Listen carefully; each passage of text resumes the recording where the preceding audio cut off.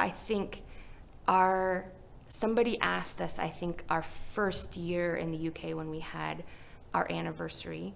Our anniversary's in May, so that was, we had landed in October, and so that we came around to May, and some of our friends at the time congratulated us on our anniversary and asked us, what has been the best year of your marriage? And I immediately said, this one. And it shocked them at the time, because in that, less than a year that they'd known us, we'd been incredibly sick. I'd had the flu like 4 or 5 times. We'd gotten pregnant, had a miscarriage, and then I was pregnant again.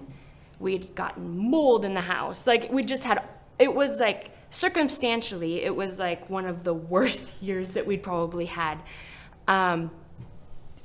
But my gut response to that question was, this year has been the best year of our marriage, because we had no choice but to cling to each other, and that became an incredibly enriching element.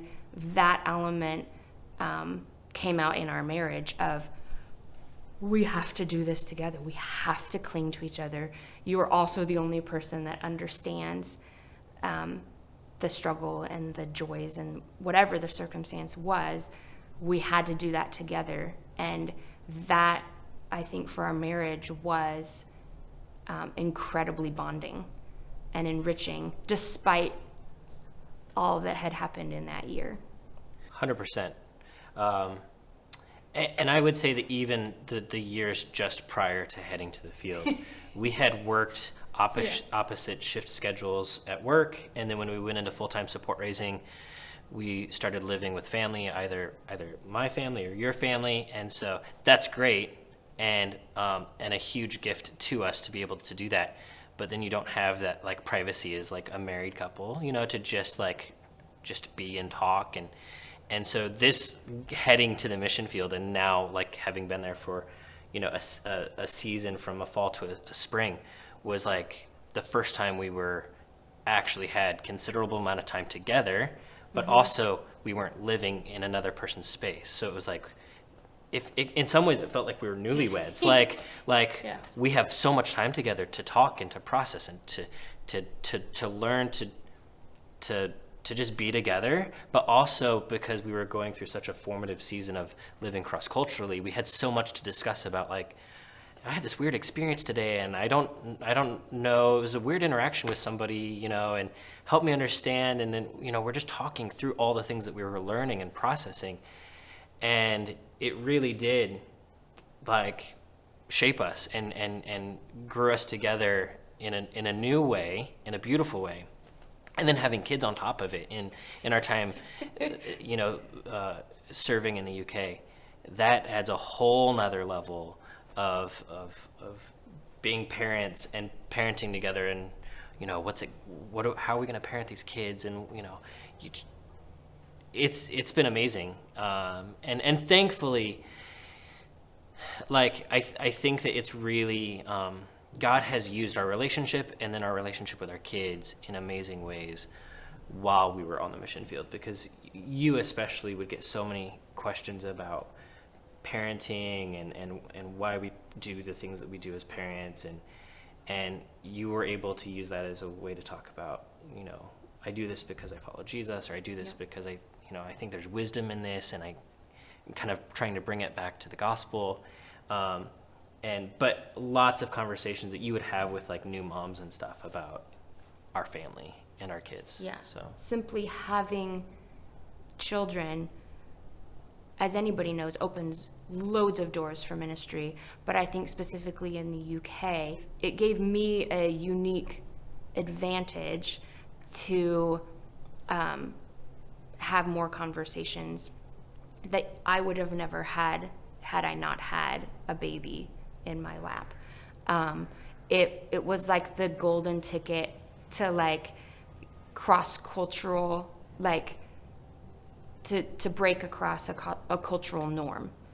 I was then allowed to do a lot of things that culturally you would never do, but for the simple reason that I had a baby in my my lap or my arms, gave me that golden ticket to speak into loads of areas that you would never get.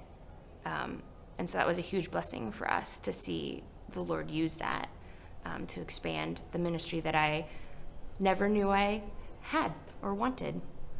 It's really cool to see your kids, like the unique personalities that each child has. And so Eliana has always been really outgoing, really just loves anyone that she meets. In fact, anytime we go to a church to visit a church, or she's like, do they have a Sunday school?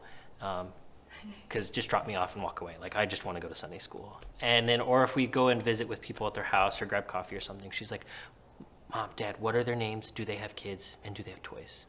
And she loves people. She's very outgoing, and she's very flexible. She's got a very flexible personality. Theo has always been our reserved child, he takes after me, I think, kind of more quiet, reserved, kind of waits till he feels comfortable with people, and then he really opens up. And so, but he's coming more out of his box every day. And now that he's like, I think maybe hit a growth spurt or a developmental period where he's like talking nonstop now. And you see his personality coming out a lot more.